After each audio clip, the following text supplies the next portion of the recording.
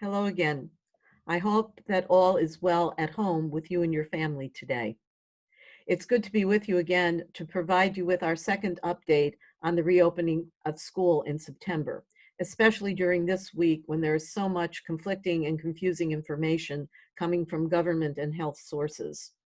We know from Governor Cuomo that we will be receiving some guidance from the New York State Education Department on school reopening early in the week next week, and that pursuant to that, each school will be required to submit a reopening plan to the State Ed Department by July 31st.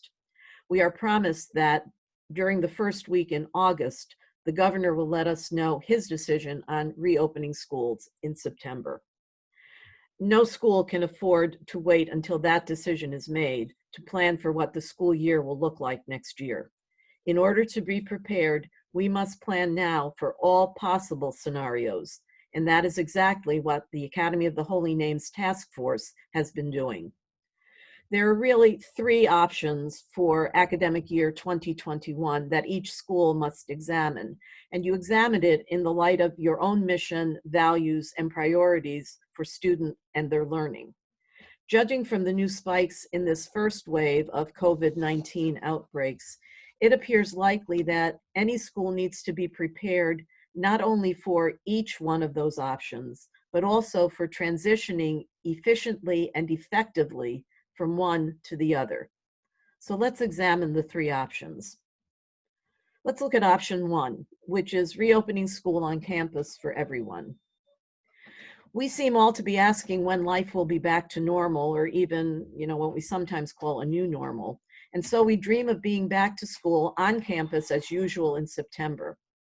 The truth is, and I think we all know it, that nothing will be normal or usual next school year, even if we are back on campus.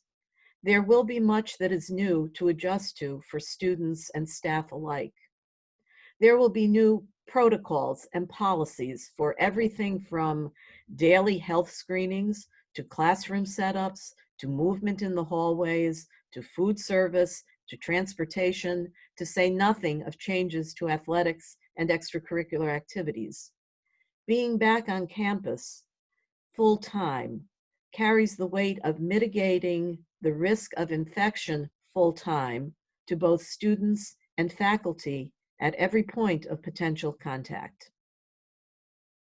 At some time in the school year next year, schools may be forced to close because of spikes in the rate of infection.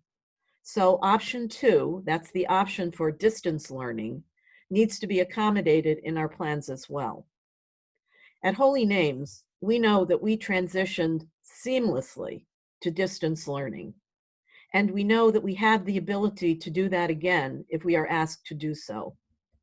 With the feedback that we asked for and received last year from our students and families, we were able to carry on instruction and learning without missing a beat, and also able to offer the variety of advisement services that are unique to our school.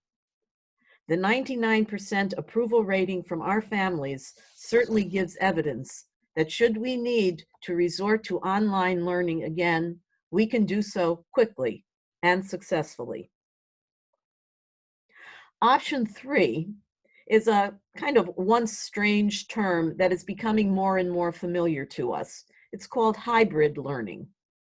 This option returns to a type of educational strategy that combines in-person and distance learning.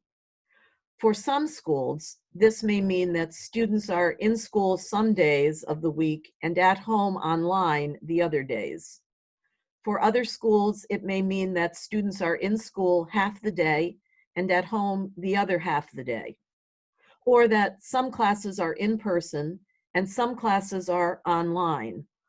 Or that while the teacher is teaching half the class in person in the classroom, the other half of the class is attending the class at home through the magic of technology. Most of these hybrid strategies that we are seeing are being investigated so that schools can maintain proper physical distancing, again, to mitigate the risk of infection.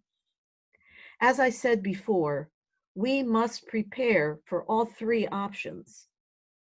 As we continue to do our planning amidst conflicting guidelines, recommendations, and mandates, we will be working to secure the supplies, equipment, and technology needed to assure health, safety, learning, and well-being, no matter which scenario we find ourselves in. And so we shall continue our work this month, and I look forward to providing you with a weekly Friday update on our plans. Please stay tuned.